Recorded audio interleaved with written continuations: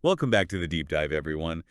Have you ever been in like a casual English chat and, well, you felt your grammar was spot on, technically perfect, hmm textbook perfect? Exactly. But your phrasing felt, I don't know, stiff, like you were reading from a legal document or something. Oh, I know that feeling. Yeah, totally robotic instead of, human. Right. Well, if that sounds familiar, this deep dive is definitely for you. I've got a really fascinating set of sources today.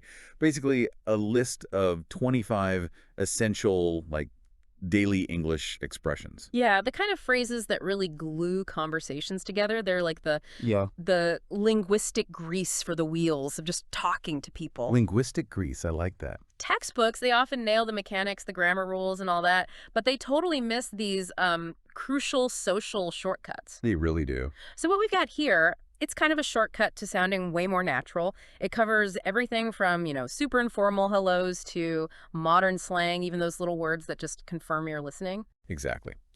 So our mission today is pretty clear. We want to help you quickly and thoroughly master these 25 expressions. But mastering here is key, right? It's not just about knowing the definition. Not at all. It's about understanding the context, the Yeah. specific level of formality, like who are you talking to? And crucially, the nuance of each phrase. Mm-hmm. So you can use them confidently and, not accidentally step on any social landmines. Mm-hmm. We're aiming to move you from just knowing English to actually using it. Seamlessly. Yeah, making it feel effortless. And we've organized this material functionally because, let's be honest, knowing what my bad means is kind of useless. Right. If you don't also know that saying it in, say, a serious client meeting could be, well, career limiting. Ooh, yeah. Bad mood. Context, tone, audio, that's everything with these phrases. It really is. Okay, couldn't agree more. Let's unpack this right away. We'll start with section 1, breaking the ice. This is all about those first moments greetings, apologies. We're looking at phrases 1 through 5 from our list. Stuff for navigating that initial contact, checking in, and fixing little problems quickly. Right, so that first impression often hinges on the greeting, doesn't it? Like if you walk into a party and say, "How do you do?" super formally. Huh. Yeah, people might take a step back. Exactly. You've signaled distance. So, let's start at the other end of the spectrum. The absolute bottom, maybe, of the formality scale. Number 1 on our list. What's up? What's up? Oh, yeah. Pure high-energy informality. The sources we looked at really emphasize this.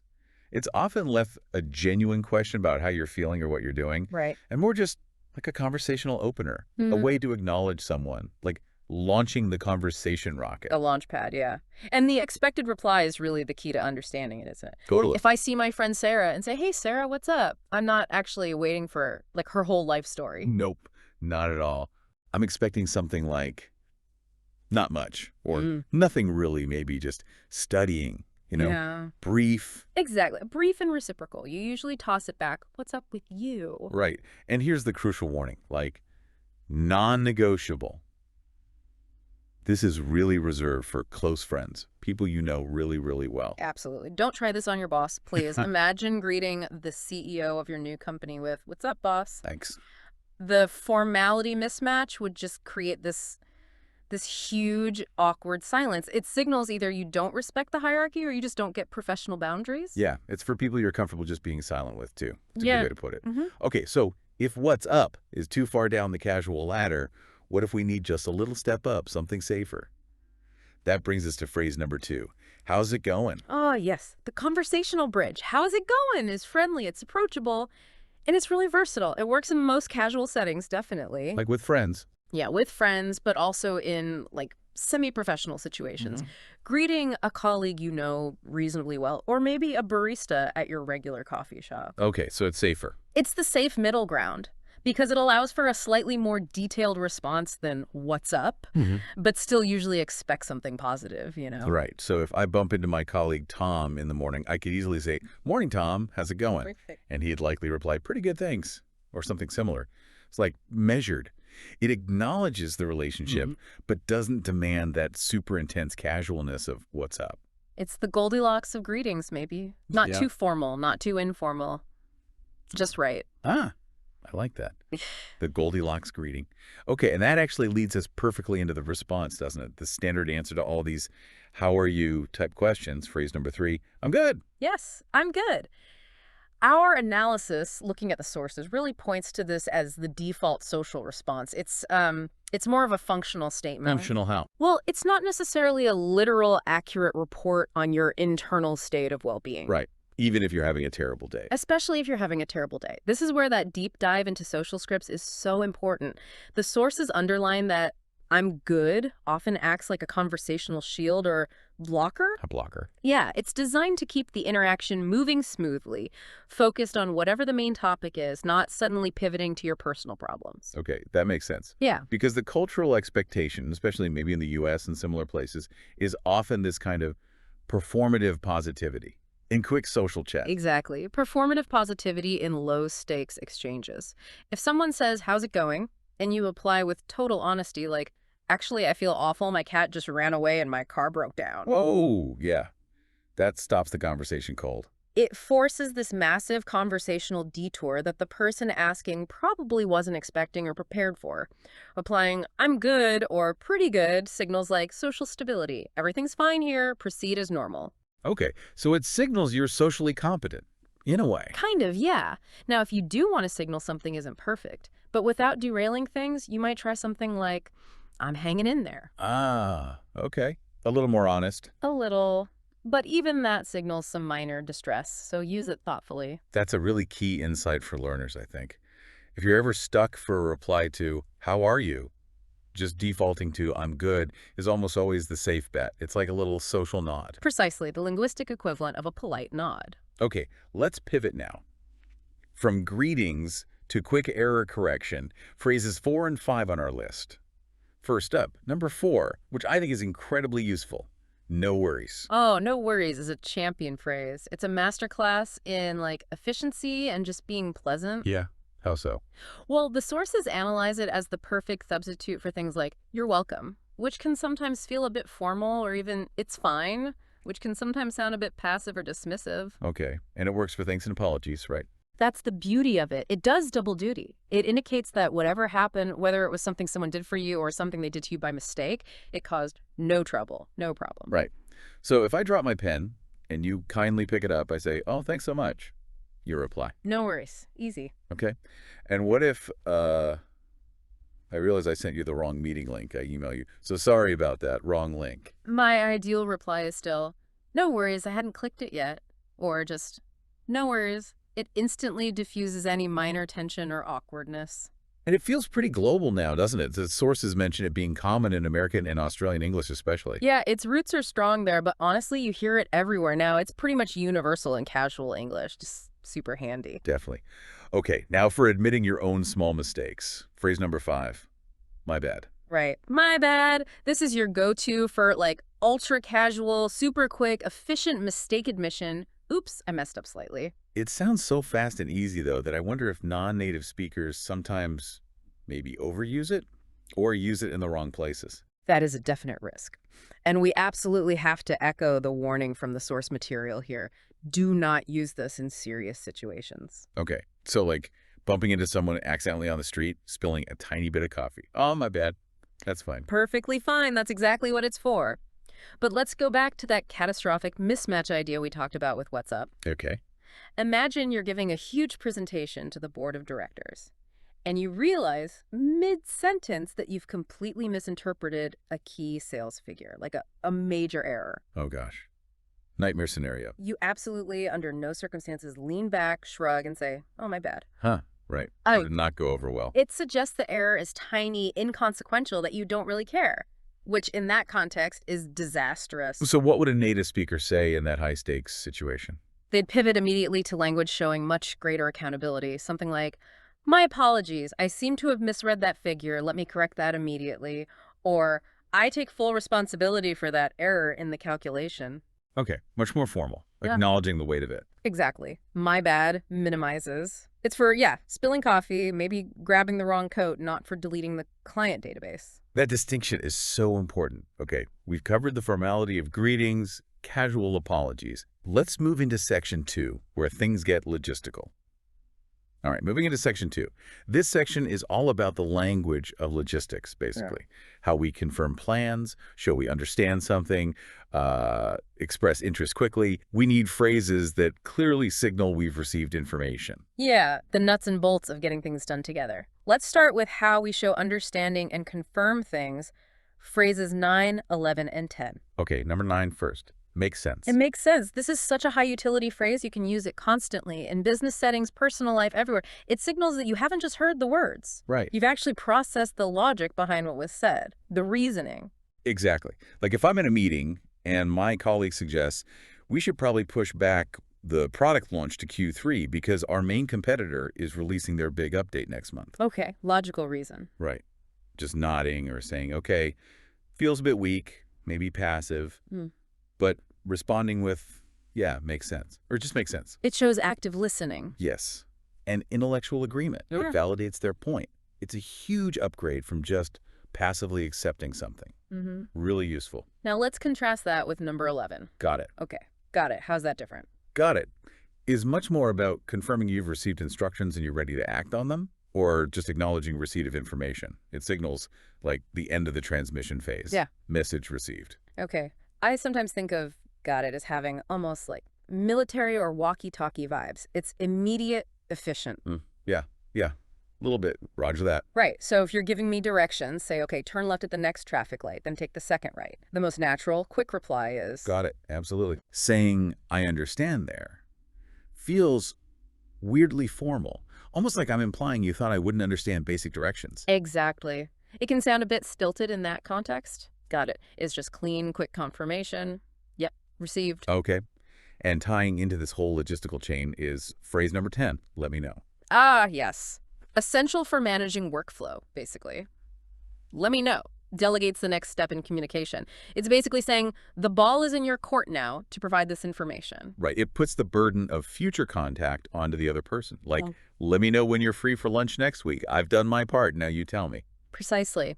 And we see this one abbreviated all the time in texts and casual chats, which the source confirms. LMK. Oh, yeah. LMK is everywhere. Understanding these common abbreviations is just as vital now as knowing the full phrase, wouldn't you say? Totally. Though, quick note, while LMK is standard in texts, you probably wouldn't write LMK in a formal work email, right? Unless it's maybe a super casual internal team thing. Good point. Yeah, context is still king even with abbreviations. Keep LMK for texts and maybe instant messages with close colleagues. Right. Okay, so moving from just confirming things to showing a bit more enthusiasm. Let's look at how we agree and accept things. We're covering phrases 8, 12, and 14 here. Different ways of saying yes, basically. Yes, but with varying levels of, let's say, safety and formality. Okay, let's start with the safest, maybe. Number 8, the universal gold standard. Sounds good. Sounds good. It really is unparalleled in its safety and flexibility. Our sources absolutely highlight its utility. It's polite, it's positive, and it's accepted pretty much everywhere, professional or personal. So if my boss suggests, let's meet at 3 p.m. tomorrow to go over the proposal. Replying, sounds good or sounds good to me is perfectly professional, totally fine. It shows agreement, but it doesn't necessarily express like deep personal excitement. Which makes it safe. You're not overcommitting emotionally. Exactly. It's agreeable without being overly effusive. Okay, but what if you're enthusiastic? You actually want to do the thing. Then you need number 12. I'm down. Yes, I'm down. This expresses genuine willingness, definite interest, but key word here, it is firmly casual. So if a friend asks, hey, want to grab pizza later? Replying, yeah, I'm down, or totally down, shows you're genuinely keen, you're interested and ready to go. Okay, but is it, like, too young? I know learners sometimes worry about sounding like a teenager. That's a fair question. Its roots are definitely in younger slang, but honestly, I'm down has aged pretty well. It's generally accepted among adults in casual settings now. So using it in your 30s or 40s with friends is okay. Totally fine. Now, maybe using it when talking to your very traditional 80-year-old grandmother Right. might still raise an eyebrow. Context again. Right. Good rule of thumb, casual, enthusiastic, but maybe lacks the professional shine of sounds good. Priestley. Okay, and now for the most, like, current agreement phrase on our list, the really modern one, number 14, bet. Ah, bet. This one is fascinating. It's this super high-speed, contemporary replacement for things like, okay, sure, maybe even sounds good in certain contexts. Where did it come from? It has strong roots in African American Vernacular English, AAVE, and it's been picked up and spread very widely, especially by Gen Z. It works as this really quick affirmation or agreement. Okay, so it's like a confirmation. Yeah, it often implies confidence too, like, okay, consider it done, or okay, that's the plan. It's incredibly fast, which must be why it's so popular in texting and stuff. Exactly. If someone texts, can you pick me up at 8? Just replying, bet, is way faster than typing out, yes, I will be there. It has a little bit of, like, conversational swagger to it, maybe. A little bit, yeah. Now, the note that it's very popular with Gen Z is crucial here. Why is that? Because if you, say, drop a bet into a conversation with older, more conservative colleagues or maybe clients, Yeah. you're likely to get some confused looks. Or mild judgment, maybe. Possibly. So it's really important to understand bet when you hear or see it, but maybe be cautious about using it yourself until you're sure it fits the context and the company you're keeping. Good advice. Know it, but deploy it wisely. Precisely. Okay, and finally in this section, let's look at number 6. This one's about asking for confirmation, but also expressing surprise. For real? For real. This one's powerful because, wow, the meaning can just flip entirely based on how you say it, right? Your intonation. Totally. It can express genuine shock or surprise, or it can be a demand for confirmation, like, are you serious? Okay, so example time. If I tell you, guess what? I got that big promotion. Yeah. You're surprised, happy reaction. For real? Oh my gosh, that's amazing. See how the pitch goes up on real? Excited. Right. And the sources mentioned you can even double it up for emphasis. Yeah, for real, for real. Yeah. That signals the news is so incredible, so unbelievable, you need absolute 100% confirmation. Okay, but what if the news is bad or just surprising in a different way? If I say they just canceled the entire music festival. Then my reaction might be a flatter, maybe slightly downward tone. For real. Like, are you kidding me? Or seriously? It sounds more skeptical or annoyed. So the exact same words. Can mean, wow, that's fantastic. Or, I do not believe you. This is terrible news. It's all in the delivery. Master that inflection, and you've got a really useful tool. Okay, let's dive into section 3. This is more about emotional responses and also structural things, how we manage the conversation. Sharing strong feelings, establishing truth, clarifying what we mean, keeping the flow going without sounding, robotic. Right, the more nuanced stuff. We'll kick off with expressing strong reactions, phrases 7, 15, and 16. Okay, number 7 is one I hear all the time. Pure social glue. I know, right? Oh, absolutely. Pure social bonding in phrase form. It's all about enthusiastic agreement. It confirms you share the exact same feeling or observation as the other person. It basically says, yes, we are 100% aligned on this. It's like the ultimate simple validation in a conversation, isn't it? It really is. The example in the source is perfect. Person 1 says, wow, this pizza is incredible. And person 2 replies, I know, right? Instant connection. You've bonded over pizza excellence. Exactly. And the source also reminds us about the texting abbreviation, IKR. Super common, universally understood in texts and casual online chat. Definitely. Yeah. But again, probably wouldn't write IKR in a work report. Probably not advisable, no. Keep IKR for your casual chats. Okay, next up, the reaction phrase that seems to work for almost anything surprising, number 15. That's crazy. Yeah, that's crazy is the all-purpose reaction tool. It works for surprising news, unbelievable stories, whether the news itself is good or bad. That versatility is exactly why it's so essential, I think. But the key thing the sources point out is that the context tells you the emotion, right? Precisely. The phrase itself is neutral, the situation gives it meaning. So, if you tell me, you won't believe it, I just saw Tom Cruise getting coffee, my reply. No way. That's crazy, meaning like, wow, how random and cool. Positive surprise. Right. But if the news is, the main highway is closed, traffic is backed up for miles, and I'm going to be 3 hours late. My reply is still, oh my gosh, that's crazy. But now it means that's unbelievably bad, frustrating, shocking. Exactly. Same words, totally different feeling conveyed. You might also hear people use that's wild, or maybe that's intense as slightly newer synonyms doing a similar job.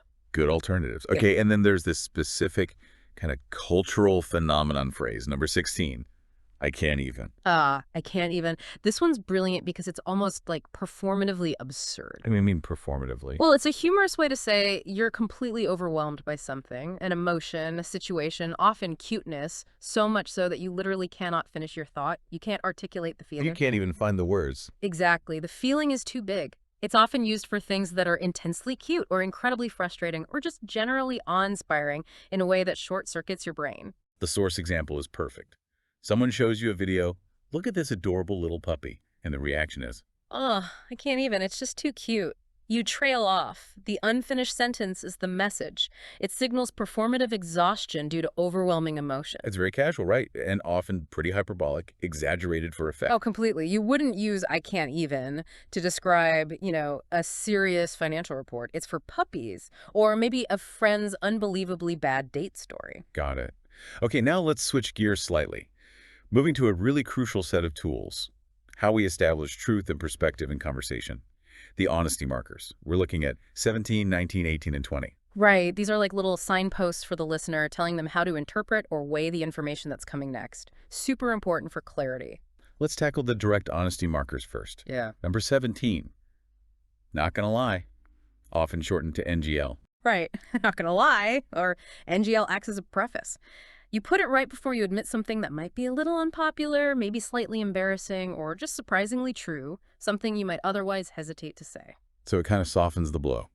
Or Yeah. prepares the listener. Exactly. Psychologically, it works by signaling vulnerability and honesty before you say the potentially awkward thing. It kind of preempts judgment and invites the listener in. Okay. So if I admit NGL, that exam was way harder than I expected. You're inviting shared experience, shared empathy. You've admitted a slight weakness or a potentially unpopular opinion. Maybe everyone else found it easy. And the NGL frames it as a candid admission. Creates a quick bond. That makes sense. Very useful in casual chat. Okay, and right alongside that, we have the more modern, maybe more emphatic truth marker. Number 19, no cap. No cap. Okay, to get this one, you first need to know the slang term cap. What does cap mean? Cap basically means a lie or lying, right? Precisely. Yeah. So if cap is a lie, then no cap means... No lie, the Uh, truth. Exactly. It's an emphatic declaration that what you're saying is the absolute 100% honest truth. It's a strong statement of credibility, like saying, I swear, or for real. So if I really want to emphasize how good something is, I could say, this is the best coffee in the entire city, no cap. Perfect usage. It means I'm serious, I'm not exaggerating, this is factual in my strong opinion. Now, like Bet, this phrase is deeply rooted in youth culture and specific communities.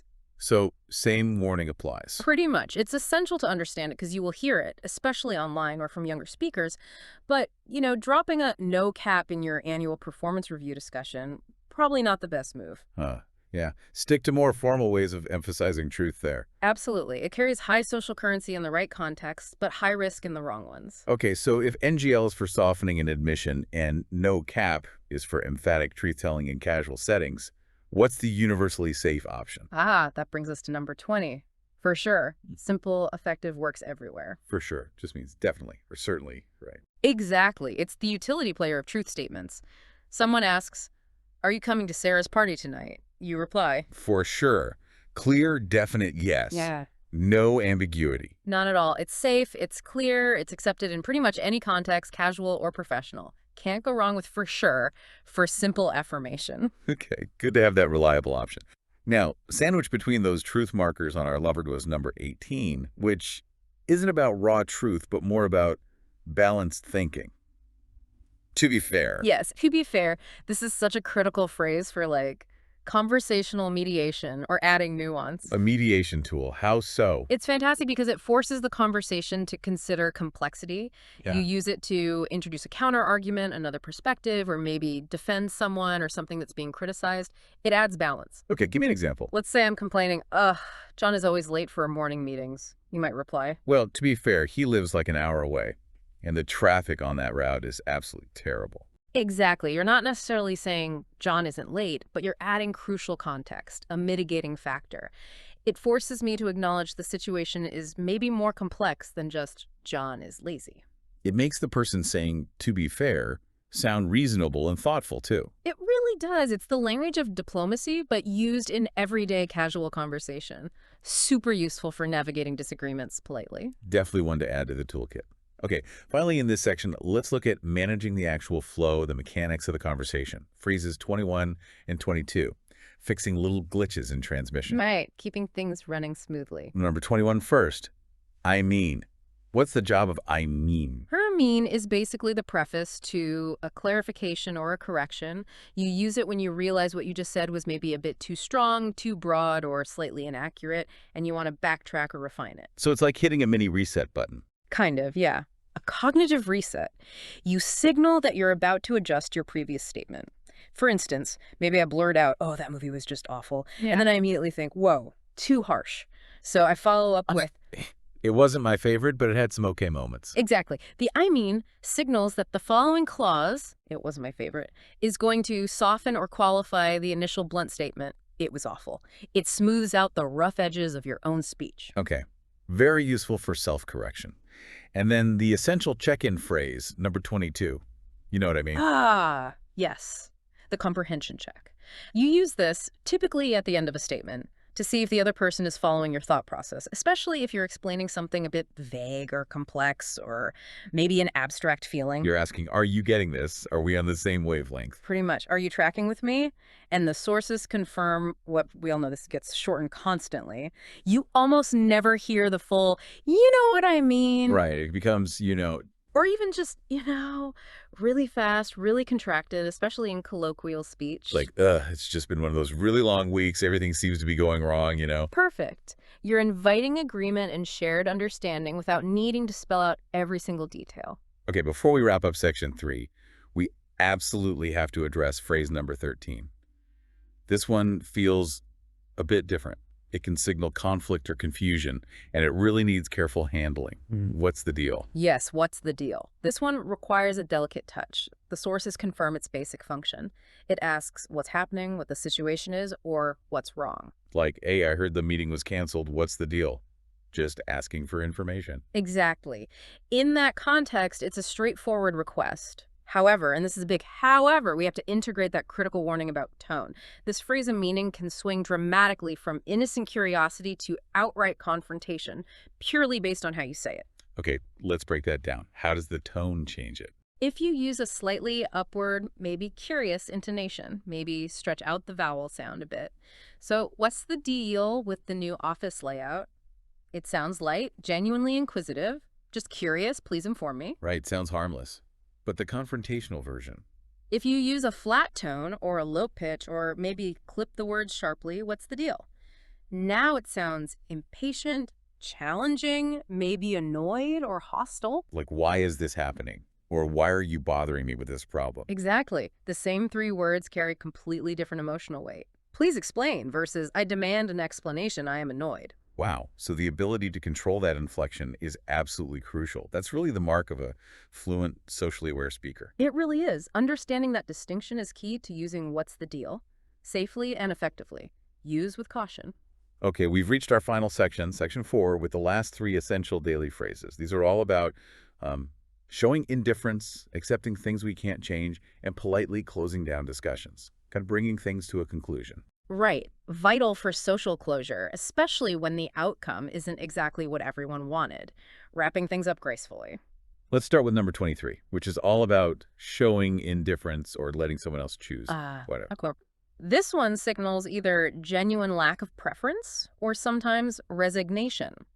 If the choice is between two equally okay options for you. Like, we could watch a sci-fi movie or a comedy tonight. If you truly don't mind either way, you might respond, whatever you pick or whatever you want to do is fine with me.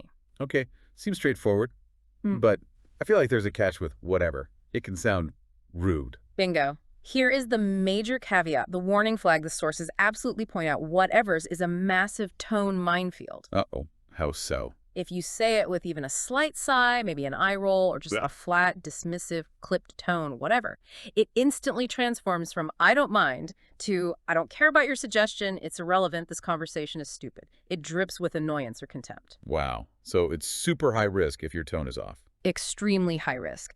If you genuinely do lack preference, you need to make sure your tone is light, maybe even cheerful and agreeable, whatever works for you. Or, to be completely safe, maybe substitute it with something like, I don't mind either way, or I'm easy. Good alternatives. Avoid the whatever trap unless you're sure your tone is perfect. Excellent advice. Okay, moving on to number 24. The classic expression of just accepting things you cannot change. It is what it is. It is what it is. This feels almost philosophical, doesn't it? It really does. It's like a mini philosophy wrapped in a simple, common phrase. You deploy it when you're facing a situation that's basically unchangeable, unavoidable. It conveys acceptance, but usually without much optimism, just resignation. The source material calls it accepting fate, basically. Yeah, that's a good way to put it. Think about waiting for a flight and they announce it's delayed by 4 hours due to mechanical problems. You can argue, you can complain. But it won't change anything. The plane is broken. Exactly. So, after maybe a minute of frustration, the summary statement is often, well, it is what it is. Sigh. Let's find a coffee. Right. It signals that further discussion, complaint, or fighting against it is just futile. It brings a kind of closure through passive acceptance. And it can often help calm people down, too. Acknowledging the reality, however unpleasant. Very useful for managing expectations and emotions in frustrating situations. Okay, and finally, number 25. This is the polite way to end a disagreement or accept someone's decision, even if you're not thrilled. Fair enough. Fair enough. This phrase is brilliant, I think. It's so socially useful. It allows you to acknowledge that the other person's point or their reason or their decision is reasonable or valid. Even if you don't personally agree 100% or feel the same way. Exactly. Or even if you're disappointed by their decision, it validates their logic or position as sound. Okay, so if my friend says, sorry, I can't come to the concert with you tonight. I really need to save money for my rent this month. I might be bummed, but... You reply, okay, fair enough. It shows you understand and accept their reason as legitimate, even if it means you miss out on going together. And crucially, the source's note, it conveys agreement without necessarily conveying enthusiasm. No. That's the key distinction. It's not great or awesome. It's, okay, your point is valid, your reason is sound. It closes the conversational door on that topic gracefully, avoids making them feel guilty, and prevents further argument. Polite validation. Such a useful tool for navigating those slightly awkward moments where needs or opinions differ. Absolutely. Polite and final. And that actually wraps up our full tour. We've gone through all 25 of these essential daily English expressions, and hopefully we haven't just, listed them off. No, I think we really dug into the social timing, the tonal risks involved with some of them, and the specific context where they shine or where they might crash and burn. Hashtag tag outro. Yeah, this deep dive, I think, really shows that true fluency. It isn't always about using the most complex vocabulary or grammar, is it? Not at all. So much of it is about efficiency and social accuracy.